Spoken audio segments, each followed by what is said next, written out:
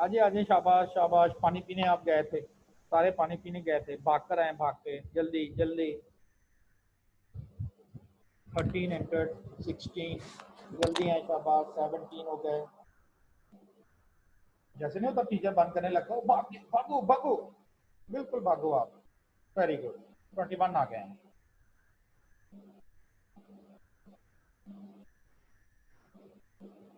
चलिए काफी है जी, 22 हो गए। Okay fine. तो बात हो रही थी प्रॉब्लम डेवलपमेंट की, how to develop your problem. ठीक है, तो प्रॉब्लम डेवलपमेंट के लिए डिस्कस हो रहा था कि एक चेयर आपको $5 का प्रॉफिट दे रही है, एक चेयर। और अगर आपको डिसाइड करना हो कि X2 चेयर, तो आपके लिए इतना प्रॉफिट आ जाएगा। This one is your total profit from the function. इसको आप एक नाम दे दें, जी कहते हैं, जी का टोटल प्रॉफिट। स्टैंडर्ड सी नोटेशन है, हम रूटीन में इसका नाम जी रख देते हैं। तो फिर प्रॉब्लम आपका ये बन गया, you have to maximize the total profit which is equal to 7x1 plus 5x2। आप कहें जी x1 x2 क्या रखते हैं, यही तो सोल्यूशन करके बताना है। जब इक्वेशन बनाते हैं तो सोल्यूशन करके आप इसकी एक्स वाई की वैल्यू नहीं देते आप, कि जी अगर ये इक्वेशन में सॉल्व करके तो ये एक्स है, ये वाई, तो यही तो हमने बताना है। x1 बताने का मतलब है हम उसे उस कंपनी को टेबल बताएंगे, x2 बताने का मतलब है हम उस कंपनी को शेयर्स की तादाद बताएंगे, और ये बताएंगे कि अगर आप इतने टेबल शेयर बनाओगे, आप विद इन रिसोर्सेज भी रहोगे, और एट द सेम टाइम आपका प्रॉफिट भी मैक्सिमम आप लोग अचीव करोगे, मैक्सिमम आप लोग अपना प्रॉफिट जो है वो गेट कर सकोगे। इस तरह से हमारा ऑब्जेक्टिव फंक्शन जो कि सेकंड स्टेप है, वो भी हमारा जो है वो कंप्लीट हो जाएगा कि किस तरह से आपने अपना ऑब्जेक्टिव फंक्शन जो है वो बना लेना है। तो this one our objective function. 7x1 plus 5x2 is equal to G, और लेफ्ट साइड पे लिख दें मैक्सिमाइज। एक ही ऑब्जेक्टिव होगा, दो नहीं होंगे। तो पूरा प्रॉब्लम्स देख के पहले ये देखा करें क्या पूछ रहा है। आपने कहा टेबल चेयर का पूछ रहा है, वो कहते हैं डिसीजन वेरिएबल है। फिर देखें क्या पूछ रहा है, क्या कह रहा है जी, प्रॉफिट को मैक्सिमाइज करने का कह रहा है।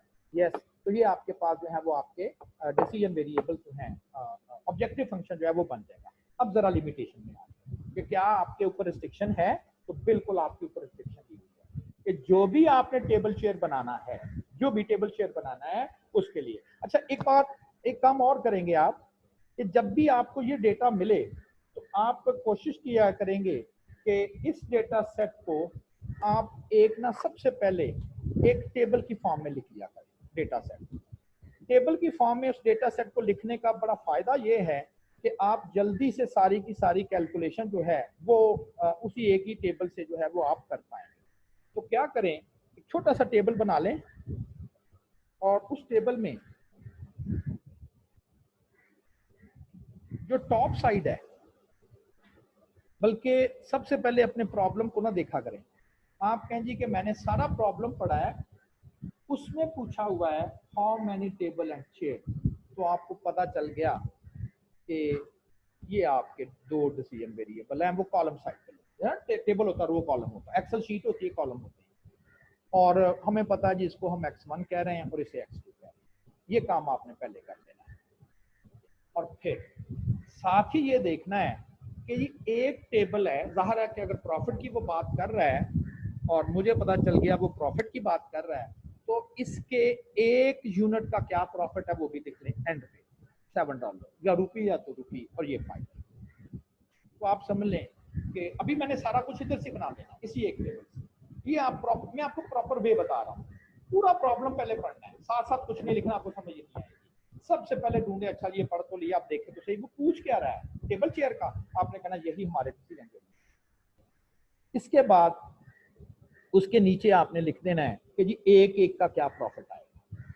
देन अब आपने अपनी स्टेटमेंट्स को दोबारा से पढ़ना स्टार्ट करना है कि जी ये स्टेटमेंट जो है वो हम दोबारा से पढ़ते हैं, और इस स्टेटमेंट को दोबारा से पढ़ने के बाद अब आपने ये चीज डिसाइड करनी है, each table takes 4 hours of carpentry and 2 hours in painting department। अब इसको लिख दें, ये जो अभी मैंने स्टेटमेंट पढ़ी है, एक टेबल जो है वो 4 घंटे लेता है कारपेंट्री डिपार्टमेंट में, 2 घंटे लेता है वो पेंटिंग डिपार्टमेंट में। तो आप अपना टेबल कंप्लीट करेंगे, और कहेंगे जी कि टेबल का हमने पढ़ा तो एक ना कारपेंट्री डिपार्टमेंट का जिक्र आ रहा है, समझ लीजिए ये रिसोर्सेज स्टार्ट हो गए, एक कारपेंट्री रिसोर्सेज है और 4 घंटे लगते हैं अगर हमने एक टेबल बनाना हो। आप कहें जी और इसी अभी टेबल का डेटा चल रहा है और उसने कहा जी 2 घंटे लगेंगे पेंटिंग डिपार्टमेंट में, पेंटिंग डिपार्टमेंट में 2 घंटे, तो वो मैंने डेटा लिया। इसके बाद आप दूसरा स्टेटमेंट पढ़ेंगे, उसमें लिखा गया है 3 hours each chair take 3 hours of carpentry and 1 hour in the painting department। ये दोनों के लिए जरूर होगा, तो आप कहेंगे 3 इधर आ जाएगा और 1 इधर आ जाएगा। हमें समझ आई है 4 घंटे लगेंगे कारपेंट्री में, 2 घंटे लगेंगे पेंटिंग में, तो एक टेबल तैयार होगा। 3 घंटे लगेंगे कारपेंट्री में, 1 घंटा लगेगा पेंटिंग डिपार्टमेंट का, तो एक चेयर तैयार होगी। और इसकी लेफ्ट साइड पे जो रिसोर्सेज हैं टोटल में वो लिख लें, तो कारपेंट्री टोटल में जो अवेलेबल है वो 240 घंटे अवेलेबल है और ये 100, ये आपका एक टेबल जो है वो एक्चुअली कंप्लीट है। अब देखें जब आप ये रफ जैसे ना रफ डेटा पहले नोट करते हैं फिर उसको ओरिजिनल करते हैं, तो आप समझ लीजिए मैंने रफ डेटा नोट कर दिया। अब इसको ओरिजिनल करने के लिए क्या करें?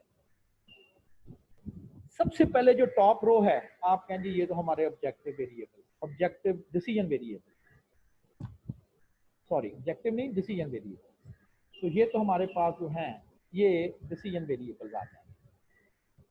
तो आपके पास जो डिसीजन वेरिएबल्स आएंगे वो 2 आएंगे, how many table and chairs in order to manufacture. ये तो आपने काम कंप्लीट कर लेना है कि जी यहाँ से ऊपर से उठा के हम टेबल चेयर जो है वो सारी की सारी हम लोग बना देंगे।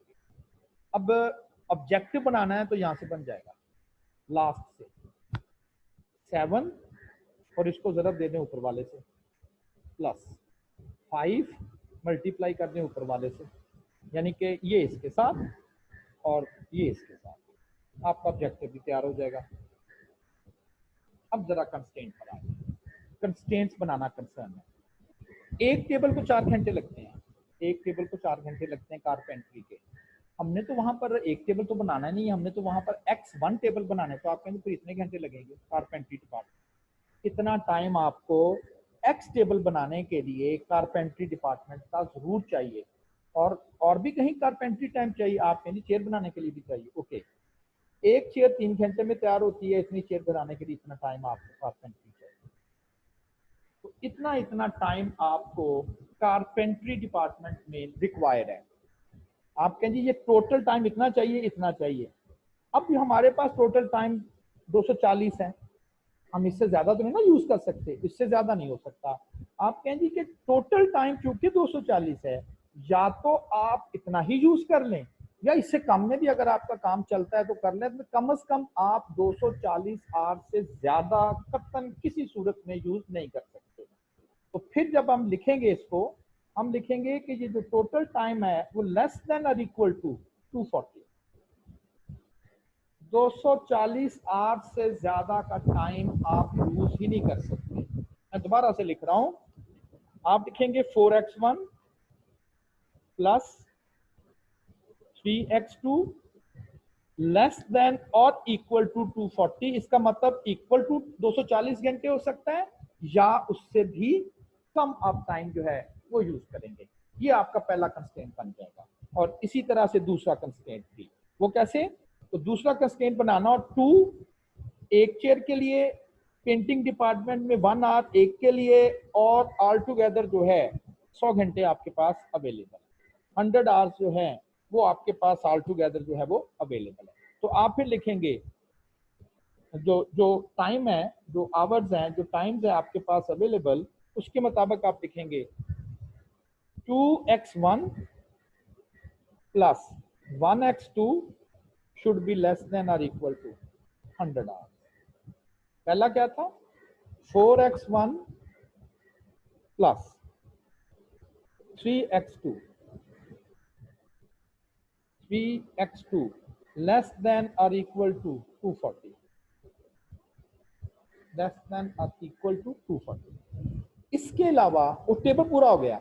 आखिरी रो आपने अगर आप नोट करें तो टेबल जो है वो आपका कंप्लीट है, ठीक है ना। वो जो टेबल हमने बनाया था वो टेबल आपका कंप्लीट हो गया कि जो जो इसमें था आपने लास्ट रो यूज के लिए इनसाइड द टेबल रिसोर्सेज थे, राइट साइड पर आपके पास टोटल था और आपने कहा खुद ही डिसाइड किया कि इससे कम ही यूज करना है ना, इससे ज्यादा तो नहीं आप यूज कर सकते। अच्छा, इसके बाद ये जो डिसीजन वेरिएबल्स आपने रखे हुए हैं, इसका मतलब टेबल है, उसका मतलब चेयर है, किसी सूरत में भी ये जो टेबल और चेयर है इनका आंसर नेगेटिव नहीं हो सकता। -8 टेबल बना लें, पॉसिबल ही नहीं है ना। हाँ, 0 आंसर हो सकता है, तो 0 आंसर का मतलब है नो टेबल, हाँ ये हो सकता है। तो आप कहेंगे कि जो भी हमने x1 और x2 यूज करना है इनका फाइनल आंसर हमेशा पॉजिटिव ही रहना चाहिए। अब ये कहाँ लिखा हुआ सेंस करनी है। अब याद करें, कभी आप कोई मैथमेटिक्स का सॉल्व करते हैं ना तो हम दो आंसर आ जाते हैं। हम कहते हैं ये x है, एज या -4 हो सकती है या 17 हो सकती है। आप -4 कैसे 17 ही ठीक है, एक डिस्कार्ड करते हो ना इलॉजिकल कहते हुए। तो यहाँ पर भी हमने इसको डिस्कार्ड कर रहे हैं लॉजिकल कहते हुए कि जो भी डिसीजन करेंगे अगर तो उसका आंसर 0 आ जाए तो एक्सेप्टेबल है, लेकिन नेगेटिव आंसर इन टेबल और चेयर्स के लिए एक्सेप्टेबल नहीं है। तो फिर इस हिसाब से हम कहेंगे that must be greater than और इक्वल टू 0। आपके ये कंस्ट्रेंट पूरे हो गए। दो ये हर एक में आना है बाय डिफॉल्ट कंस्ट्रेंट, आप कंप्यूटर की लैंग्वेज में बोलते हो, इसे हम कहते हैं non negative constraint. Non negative constraint, non negative constraint जैसे जो है वो हम बोलते हैं। तो आपका लीनियर प्रोग्रामिंग का जो टॉपिक प्रॉब्लम है वो सारे का सारा कंप्लीट हो गया। कैसे? डिसीजन वेरिएबल्स बना दिए, ऑब्जेक्टिव फंक्शन बना दिया, और अब तीसरा कंस्ट्रेंट अपनी लिमिटें अपनी हद देखें। पहला कंस्ट्रेंट बना दिया 4x1 + 3x2 लेस देन और इक्वल टू 240, ये कारपेंट्री कंस्ट्रेंट है। 2x1 + 1x2 लेस देन और इक्वल टू 100, ये पेंटिंग कंस्ट्रेंट है, और इसके अलावा नहीं। अच्छा, ये भी कोई ताल्लुक नहीं है कि आप कहेंगे कि अगर दो डिसीजन वेरिएबल होंगे तो क्या सिर्फ दो ही कंस्ट्रेंट होंगे, तो ऐसा बिल्कुल नहीं है। दो वेरिएबल होंगे, 4 लिमिटेशन भी लग सकती हैं, 5 कंस्ट्रेंट भी आ सकते हैं, तो ये कोई उसमें फिक्स नहीं है।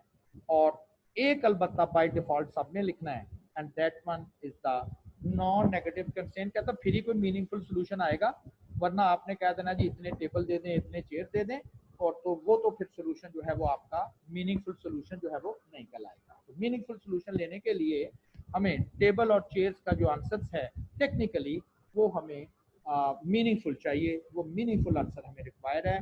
तो इसे हम क्या बोलते हैं? Non negative constraint. Problem develop. अगला स्टेप ये जरूर होगा कि अब हमें मैथमेटिक्स की विषय बन गई, अब हमें x1 और x2 के कहीं इस तरह से आंसर लेने हैं, और ऐसे आंसर लेने हैं कि ये सारे मिल मिला के 240 से ना बढ़े, ऐसे आंसर लें जो 100 से ना बढ़े, ऐसे आंसर लें जो ये जी की वैल्यू भी सबसे बड़ी, आप कहें जिससे ज्यादा बड़ी जी वैल्यू आ ही नहीं सकती। हमने सारा ट्राई कर दिया है, और वही आपका ऑप्टिमल सोल्यूशन कहलाएगा कि आपने रिसोर्सेज के अंदर रहते हुए बेस्ट पॉसिबल सोल्यूशन दे दिया कि जी इतने टेबल बनाए, इतने चेयर बनाए, रिसोर्सेज भी होंगे, और ये सारा। अच्छा जी, एक प्रॉब्लम मैंने और आपको शेयर करना है, और बाकी फिर दो problem as an practice exercise कह लें, होम एक्सरसाइज कह लें, नॉट असाइनमेंट, आपने खुद करनी। आप मुझसे पूछेंगे तो मैं आपको नेक्स्ट लेक्चर में बताऊंगा कि अच्छा इसको ऐसे करना था। आपने नहीं पूछा तो मैं समझ जाऊंगा ओके फाइन, आपको बड़े अच्छे तरीके से आ गया। नेक्स्ट प्रॉब्लम क्या है? A company produces both interior and exterior paints from two raw materials M1 and M2। वहां अगर टेबल चेयर का जिक्र था तो यहाँ दो किस्म के पेंट बना रही है कंपनी। एक इंटीरियर पेंट जो बाहर अंदर अंदर जो कमरों में घरों के अंदर किया जाता है, और एक एक्सटीरियर पेंट जो बरूनी दीवारों पर, ताकि बारिश वगैरह से, धूप वगैरह से बच सके। और ये दोनों जो पेंट हैं इसमें दो किस्म का रॉ मटेरियल यूज होता है, एक M1 और एक M2। वहां कहा था कि दोनों जो प्रोडक्ट्स हैं वो दो डिपार्टमेंट में तैयार होती हैं। यहाँ कहा जा रहा है ये दोनों जो प्रोडक्ट्स हैं इनमें दो रॉ मटेरियल यूज होते हैं। The following table provides the basic data of the problem. Raw material M1। अब ये टेबल एक्चुअली आप समझ लें कि उसने खुद ही इस पैटर्न से दे दिया, थोड़ा सा काम हमने करना है, ज्यादातर उसने हमें ये टेबल की फॉर्म में दे दिया। ऊपर लिखा गया है टन्स ऑफ रॉ मटेरियल पर टन ऑफ मैन्युफैक्चर, यानी कि एक्सटीरियर पेंट का 1 टन बनाने के लिए उसमें कितना कितना रॉ मटेरियल यूज होता है। वो रॉ मटेरियल लेते हैं, उसको यूज करते हैं, कुछ चीजें निकाल देते हैं, बाद में ये जी वेस्ट हो गया, कर करा के एट द एंड जो है वो क्या बचा है। वो कहता है कि अगर आपने एक्सटीरियर पेंट बनाना है तो उसमें M1 और M2 दोनों रॉ मटेरियल यूज होंगे, और कितने कितने यूज होंगे। कहता है M1 के 6 यूनिट ऐसा कह लें, और सेकंड मटेरियल का 1 यूनिट। ये अगर आप इस्तेमाल करोगे तो देन आपका raw material exterior paint X1 तैयार हो जाएगा, टेबल की बजाय एक्सटीरियर पेंट। अब दूसरे में आ जाएं, अगर आप इंटीरियर पेंट बनाएंगे 1 टन तो उसमें 4 यूनिट जो हैं वो यूज होंगे फर्स्ट मटेरियल के 4, और 2 जो हैं वो सेकंड मटेरियल, और आपका इंटीरियर पेंट का भी 1 गैलन कह लें एक तैयार हो जाएगा। नीचे लिखा हुआ है कि अगर वो कंपनी एक्सटीरियर पेंट बेचती है तो उसे 1 टन पर $5,000 का जो है वो उनको प्रॉफिट होता है, क्योंकि डेटा दिया गया है $1000। अगर वो इंटीरियर पेंट सेल करती है 1 टन इंटीरियर पेंट, तो वहां पर उसे $4000, आपने 4 लिखा, 1000 रुपये पर डे, मैं यहाँ से पढ़ रहा हूँ, डॉलर यहाँ से पढ़ रहा हूँ। तो ये जो डेटा मैंने उधर लिखा था वो उन्होंने खुद ही दिया है, और आगे भी लिख दिया है कि उस कंपनी को जो रॉ मटेरियल अवेलेबल है 1 दिन में, कहता जी को इस तरह से है, वो ज्यादा से ज्यादा उनको जो मटेरियल अवेलेबल है 1 दिन में वो 24 है, वो नहीं रख सकते, रोजाना उनको वो रॉ मटेरियल बनाना पड़ता है। इसलिए तो वो ऐसा मटेरियल है अगर पड़ा रहेगा ना तो वो जम जाता है, सख्त हो जाता है, खराब हो जाता है, तो ये नहीं कर सकते वो मिला के स्टोर में रख लें, या जगह नहीं है, तो वो रोजाना ही बुलाते हैं। कहता जी हमें ऑर्डर जो आता है उसके मुताबिक 24 टन हमारा रॉ मटेरियल बनना था डेली, और जो सेकंड रॉ मटेरियल M2 जो कि कम इस्तेमाल होता है वो कहता जी हमें 6 टन मिलता है।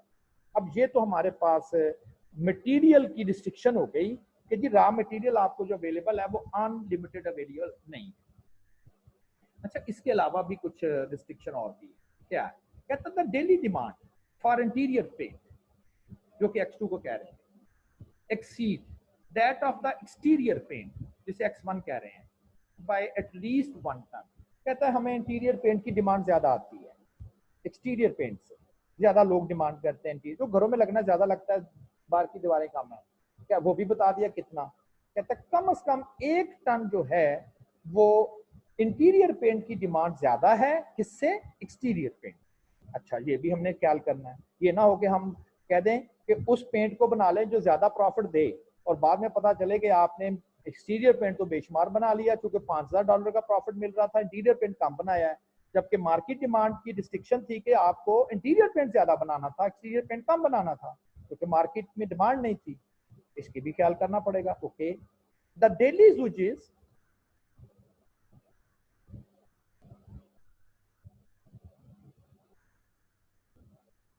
The daily uses of raw material M2, वो कुछ लोग ना प्रैक्टिस कर रहे हैं कि इससे क्या होता है, इससे क्या होता है, वो लेक्चर कर लो फिर प्रैक्टिस कर लेना, वो मुझे डिफरेंट मैसेज आ जाते हैं। The daily usage of raw material M2 is at most 6 ton, ज्यादा से ज्यादा मटेरियल 2 आप 6 टन इस्तेमाल कर सकते हैं, material 2, and at least 3 ton, कम से कम 3 टन जरूर यूज करना है M2 को। क्यों जी, वो क्यों यूज करना है, हो सकता है कि अगर आप नहीं यूज करेंगे तो वो खराब हो जाता है, तो 6 मंगवा लेते हैं। लेकिन कहता है जी कि जो डेली यूजेस करनी है आपने जरूर इसका 3 टन तो जरूर करने, एटलीस्ट का वर्ड है ना, और ज्यादा से ज्यादा 6 टन, क्योंकि 6 टन से ज्यादा तो है ही नहीं आपके पास। एक इस चीज की भी केयर करनी है। The demand for interior paint can not be less than the demand for exterior paint, interior paint की डिमांड एक्सटीरियर पेंट से कम नहीं हो सकती, इसकी भी ख्याल करना है। Minimum quantity that should be produced of both interior and exterior paint is 3 ton. कहता है जी दोनों कम से कम एक दिन में 3 टन जरूर बनाने हैं। तो बहुत सारी चीजें आपको उसने रिस्ट्रिक्शन लगाई हुई है, इतना ये करना है, इंटीरियर पेंट एक्सटीरियर पेंट से ज्यादा बनाना है, ये 3 से कम नहीं बनाना, ये 6 से ज्यादा नहीं जाना, तो ये सारी चीजें company wants to determine the optimum product mix, कितना वो इंटीरियर और एक्सटीरियर पेंट बनाए that maximize the total daily profit. दो चीजें तो क्लियर हो गई। ऑब्जेक्टिव फंक्शन है how many tons of exterior paint, how many tons of interior paint, और ऑब्जेक्टिव भी क्लियर हो गया, मैक्सिमाइज द प्रॉफिट। ये टेबल आपको हेल्प करेगा, ये टेबल, और इस टेबल से अब आप अपने, मैंने उसी टेबल को विद ऑब्जेक्टिव समराइज करके बना लिया, तो डिसीजन वेरिएबल तो हमें क्लियर है, एक्सटीरियर पेंट और इंटीरियर पेंट। ऑब्जेक्टिव फंक्शन क्या है, $5,000 क्योंकि वो 1000 में है, वो 1 टन देता है एक्सटीरियर पेंट का, और अगर आपने एक्सटीरियर पेंट के x1 टन बनाने हैं तो ये है, और उसी तरह से 4x2, तो ये आपका ऑब्जेक्ट। और अब बारी आ जाती है कंस्ट्रेंट्स की, लिमिटेशंस की। एक्सटीरियर पेंट में 6 यूनिट इस्तेमाल होते हैं, यहां से मैं पढ़ रहा हूं, 6 यूनिट इस्तेमाल होते हैं M1 के, 1 यूनिट इस्तेमाल होता है M2 का, और मटेरियल 1 जो है वो एक्सटीरियर पेंट में भी यूज होता है। तो पहला ऑब्जेक्टिव तो बन गया 6x1, 6 यूनिट 1 टन में, हमने बनाने हैं x1 एक्सटीरियर के, तो इतना रॉ मटेरियल तो इसमें यूज हो गया। आपका जी रॉ मटेरियल 1 किसी और जगह भी यूज होना है, इंटीरियर में भी यूज होना है। 1 टन में 4 हमने बनाने हैं x2, तो इतना रॉ मटेरियल आपका जो है उधर भी यूज होना है। अब टोटल कितना हमें अवेलेबल है, 24। आप कहना जी 24 टन से ये मिकदार किसी सूरत में भी ज्यादा नहीं होनी चाहिए, यहाँ इक्वल हो सकती है, तो ये बन गया आपके ऊपर पहली लिमिटेशन, यानी कि पहला कंस्ट्रेंट कि total amount of interior, total amount of raw material 1 can not exceed 24 ton, वो लिख दिया। अब जरा आ जाए मटेरियल 2 में, इसी तरह से तो नीचे वाली रो ले ली मैंने, 1x1 + 2x2, ये कितना होना चाहिए आपका, ये लिखा गया था मैक्सिमम अवेलेबिलिटी जो है वो 6 टन है, तो वो भी हमने लिख दिया। लेकिन अभी अब बाकी भी कंस्ट्रेंट को फॉलो करना, वो क्या है, कहता है the daily demand for interior paint, x2 को कहते हैं ना, एक्सीड ज्यादा है, x2 ज्यादा बनाना है, दैट ऑफ इंटीरियर पेंट, चलेंगे वो ज्यादा ही बनाना है। अब कितना ज्यादा बनाना है, बाय एटलीस्ट 1 टन, इसे लिखना, इसे हमने लिखना बाय एटलीस्ट 1 टन। x2 जो है वो आपने x1 से ज्यादा ही बनाना है। अच्छा, अगर स्टेटमेंट ये लिखी हो ना, अगर हमारे पास कोई भी स्टेटमेंट इस तरह से आ जाए,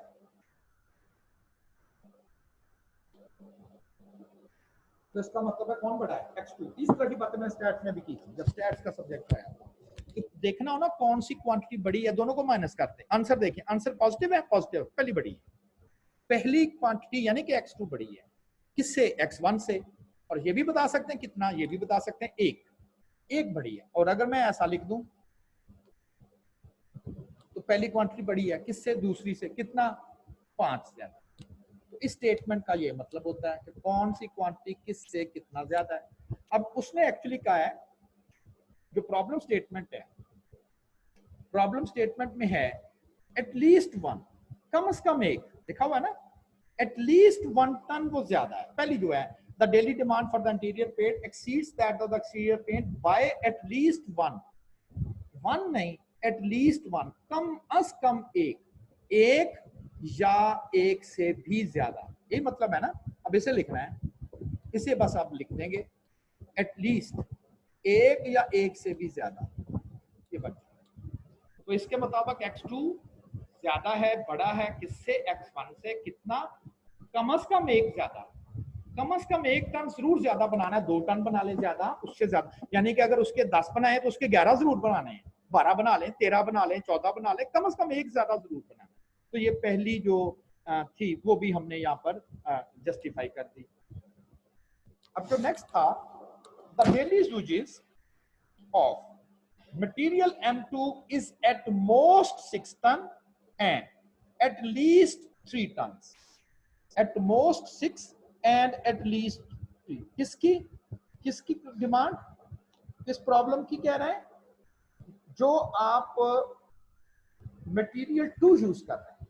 अब मटेरियल 2 जो है वो आपके पास 1 टन इधर इस्तेमाल होता है और 2 टन जो है वो दूसरी जगह इस्तेमाल होते हैं, मटेरियल 2। उसकी कह रहा है कि इसकी डेली यूजेस कम से कम 3 जरूर करनी है, लेकिन 6 से ज्यादा नहीं करनी। तो इससे मुराद बताऊं क्या है, बिटवीन 3 to 6 आपने मटेरियल 1 यूज करना है, बिटवीन 3 to 6, 3 से कम नहीं करना, 3 या 3 से ज्यादा ही करना है, लेकिन 6 से ज्यादा नहीं करना। 6 से कम तो आ गया ना 3 और 6। मैं आपको कहता हूँ कम से कम 3, ज्यादा से ज्यादा 6, कम से कम 3 लोग जरूर आए, ज्यादा से ज्यादा 6 आए। इसका मतलब 3 आ सकते हैं, 4 आ सकते हैं, 5 आ सकते हैं, 6 आ सकते हैं, तो 6 से ज्यादा तो नहीं है। तो आपने कहा जी आपने कम से कम 3 कहा था, तो मैंने ये तो नहीं कहा था 3 से ज्यादा नहीं हो सकते, आपने 8 कर ले, नहीं 6 से ज्यादा नहीं हो सकते। तो इस स्टेटमेंट का ये मतलब है। अब जो मटेरियल 2 है उसकी जो यूजेस है वो हमने बनाई हुई है 1x1 + 2x2, यही बनाई है ना।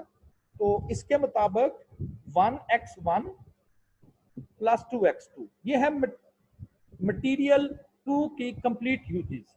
ये नहीं ज्यादा होनी चाहिए 6 से। और इधर से दोबारा पढ़ें, इधर से ही, ये जरूर 3 या 3 से बड़ी भी होनी चाहिए। तो आगे बिटवीन, तो इसका जब भी बिटवीन स्टेटमेंट लिखनी हो ना तो ये लिख दिया करें, x बड़ा इधर लिख दिया, स्मॉल इधर लिख दिया। तो क्या पढ़ेंगे इसे, x इज बिटवीन 3 to 6, 3 से 6 तक। अब ये मटेरियल है, बिटवीन, बिटवीन मैंने लिख दिया है।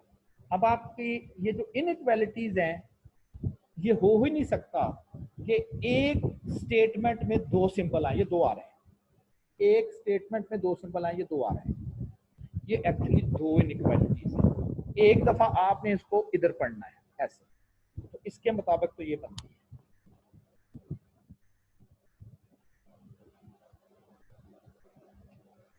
और एक दफा आपने इस इनइक्वालिटी को इस साइड पे पढ़ना है। तो फिर इसके मुताबिक ये पहले लिख लें, देखिए सिंबल मैंने वही रखा हुआ है, ओपन ओपन इधर ही किया हुआ है। और 3, तो ये 2 इनइक्वालिटीज हैं। जब कहा जाता है between this to this, minimum this, maximum this, तो आपके इसका मतलब बिटवीन होता है और ये 2 स्टेटमेंट्स होती हैं, ये एक सिंगल स्टेटमेंट जो है वो नहीं होती। तो ये 2 स्टेटमेंट्स, तो ये 2 स्टेटमेंट जो है वो आपके पास आते हैं। अच्छा जी, अब हम अपने प्रॉब्लम्स को मजीद करते हैं। कंस्ट्रेंट्स हम बना रहे थे, ऑब्जेक्टिव फंक्शन बन गया, पहला कंस्ट्रेंट, दूसरा कंस्ट्रेंट, तीसरा कंस्ट्रेंट बना लिया था ना। और अब ये 2 थे तो मैंने दोनों बना के आपको बता दिए कि ये 2 क्यों है। टोटल मटेरियल 1 जो कि x1 + 2x2 है, ये मटेरियल 2 है, ये 6 से ज्यादा नहीं होना चाहिए। और दूसरी स्टेटमेंट कहती है ये 3 से ज्यादा जरूर होना चाहिए। तो ये बिटवीन बन गया 3 to 6। चलें, ये भी कंडीशन पूरी हो गई। नेक्स्ट है the demand for interior paint can not be less for the exterior paint. इसको कैसे लिखना है, उससे कम नहीं होना चाहिए। कौन कम नहीं होना चाहिए, interior paint can not be less, interior paint less नहीं होगा। तो फिर हम जरूर कहेंगे कि जो इंटीरियर पेंट है वो ग्रेटर देन और इक्वल टू x1, क्योंकि मैग्नीट्यूड ने ना बताया कितना ज्यादा या कितना कम। और लास्ट आ गया the minimum quantity that should be produced, कम से कम कितना बनाना है for both interior and exterior paint is 3 ton. कहता जो दोनों पेंट्स हैं वो टोटल प्रोडक्शन कम से कम एक दिन में 3 टन जरूर आपने प्रोड्यूस करना। एक दिन में टोटल प्रोडक्शन 3 टन आपने जो है वो जरूर प्रोड्यूस करना। तो इसके लिए आप कहेंगे जी कि इतने टन तो हमने इंटीरियर पेंट बनाना है, एक्सटीरियर पेंट, और इतने टन हमने इंटीरियर पेंट बनाना है। ये हो गई total production of both the paint. कितनी होनी चाहिए, एटलीस्ट मिनिमम कम से कम 3 टन जरूर होनी चाहिए। तो ये कंस्ट्रेंट आ गया, दोनों मिलके टोटल प्रोडक्शन बनाएंगे और वो कम से कम 3 टन जरूर होनी चाहिए। इसके अलावा कोई रिस्ट्रिक्शन नहीं है। तो ये 1 2 3 4 5 6 7 रिस्ट्रिक्शन है। और प्रॉब्लम क्या था, जिसमें 2 डिसीजन करने थे, how much interior and how much exterior paint in order to maximize profit. अभी मैं सोल्यूशन में नहीं जा रहा, सिर्फ प्रॉब्लम आपको कंस्ट्रक्ट करना बता रहा हूँ, 3 कंपोनेंट बता रहा हूँ, how to decide decision variable, objective function and constraint. अच्छा, अब आपको मैंने चूंकि स्लाइड्स अभी मैं थोड़ी देर तक आपको आपके व्हाट्सएप ग्रुप में भेज देता हूँ, और आपके आगे लीव भी है, छुट्टियां भी हैं। एक ये प्रॉब्लम है, आपने पूरा प्रॉब्लम पढ़ना है। ऑल तो मैंने इसको जो है वो स्पेसिफाई किया हुआ है, ये देखिए मैंने सॉल्व किया हुआ, आपने समझना है ना क्या लिखा हुआ है। नहीं आएगी मैं आपको एक्सप्लेन करूँगा, ये कोई चीजें मैंने जो है वो परफॉर्म की है। प्रॉब्लम डेवलपमेंट अभी हम आपको बता रहे हैं। नेक्स्ट प्रॉब्लम, वही सारे काम इस पर। प्रॉब्लम हम इनपुट डेटा सही करेंगे ना, वो जो पढ़ा था, डेटा इनपुट सही करेंगे सॉल्यूशन सही आएगा। नेक्स्ट प्रॉब्लम, आपको एग्जाम में भी मैं थोड़ा सा आपको एक्सप्लेन भी करता हूँ।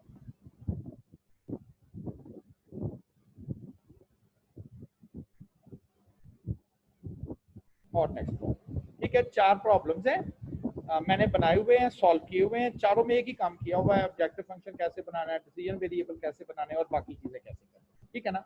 और इसके बाद पहले मैनुअल कैलकुलेशन सॉल्यूशन, और फिर उसके बाद सॉफ्टवेयर, दो, एक MS एक्सेल और एक अच्छा मैंने मेरा ख्याल आपको व्हाट्सएप ग्रुप में बता भी दिया है कि आप ना इसे डाउनलोड कर लीजिएगा, ये फ्री है, नेट पे ये फ्रीली अवेलेबल है। QM quantitative management, QM for Windows, वो आपका जो भी विंडो वर्जन है 24 बिट है, 64 बिट है, 32 बिट है, तो ये सॉफ्टवेयर काइंडली डाउनलोड कर लीजिएगा, फ्री है ना, डाउनलोड पर आराम से हो जाता है।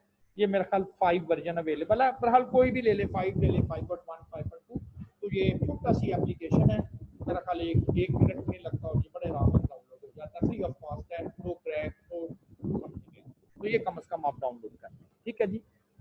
ठीक है जी, तो आज के लिए मैंने आपको एक एक्सरसाइज दी है, 3-4 क्वेश्चन है। जब मैं कल क्लास नेक्स्ट स्टार्ट हम करेंगे तो जिसको 2 चीजें आपने मुझे बोलनी है, आप बोलेंगे स्लाइड नंबर के साथ 25 स्लाइड है, इसके ऊपर फलां जो लाइन पर आपने लिखा है वो हमें नहीं समझ आई, बाकी हमें क्लियर हो गया, ठीक है ना।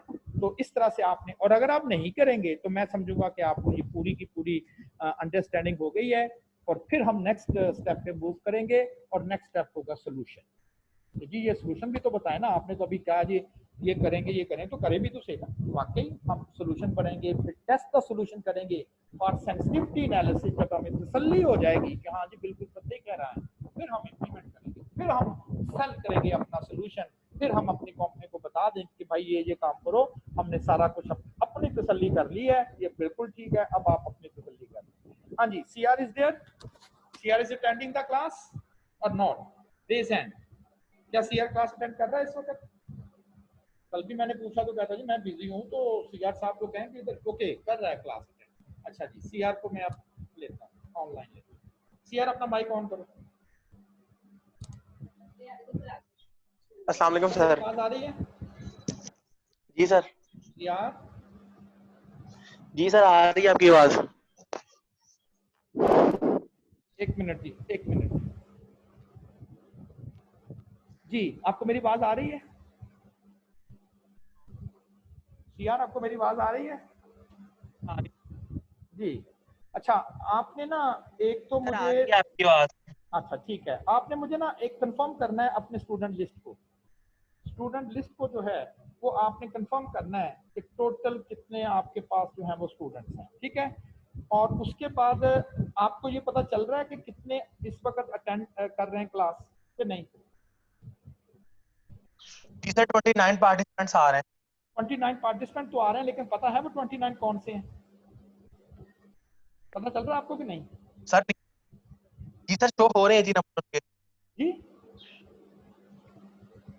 अरे जी नंबर्स शो हो रहे हैं।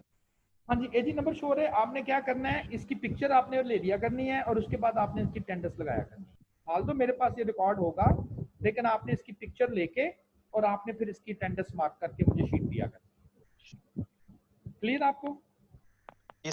हाँ जी, बेईमानी नहीं जी सर करनी, ठीक है। क्योंकि मेरे पास रिकॉर्डिंग होगी, मुझे किसी पर भी शक पड़ेगा मैं वो उसकी रिकॉर्डिंग निकालूंगा, और अगर वहां पर चीट हुआ ना तो उसको नहीं आपको सजा मिलेगी, क्योंकि कहते हैं कि जो मौलवी हजरात है ना, अल्लाह ताला ने उनको जन्नत में बहुत सारी अच्छी जगह देनी है, लेकिन मौलवी साहब अगर छोटा सा गुनाह करेंगे तो सजा भी बहुत है। क्यों सजा बहुत है? इसलिए कि बाकी लोगों को तो शायद पता नहीं है ये गुनाह है, सवाब है, मौलवी साहब को तो बहुत ज्यादा पता है। तो मौलवी साहब आपने गलती नहीं करनी, ठीक है? चले, ठीक हो गया, फाइन, जी सर। ओके, शुक्रिया जी। चले जी आज के लिए, और मैं फिर आपको ना बाकी आपको मैं कम्युनिकेट कर दूंगा। कोशिश करें अभी से प्लान मत करें कि जी जब हमारा ऑनलाइन पेपर होगा तो हम ये बेईमानियां करेंगे। अगर आप ट्रेंड हो चुके हैं तो टीचर उससे भी ज्यादा ट्रेंड हो चुके हैं, तो इंशाल्लाह ऐसा पेपर आपका होगा। हर एक के पास डिफरेंट चीजें आ रही हैं, लगेगा ऐसे ये वही क्वेश्चन है, लेकिन अंदर ऐसी गड़बड़ होगी रैंडमली कि वो क्वेश्चन समझ नहीं आएगी ये हो क्या रहा हमारे साथ। इसलिए बच्चों आपने अपनी अपनी कोशिश करनी है। ओके जी, अल्लाह।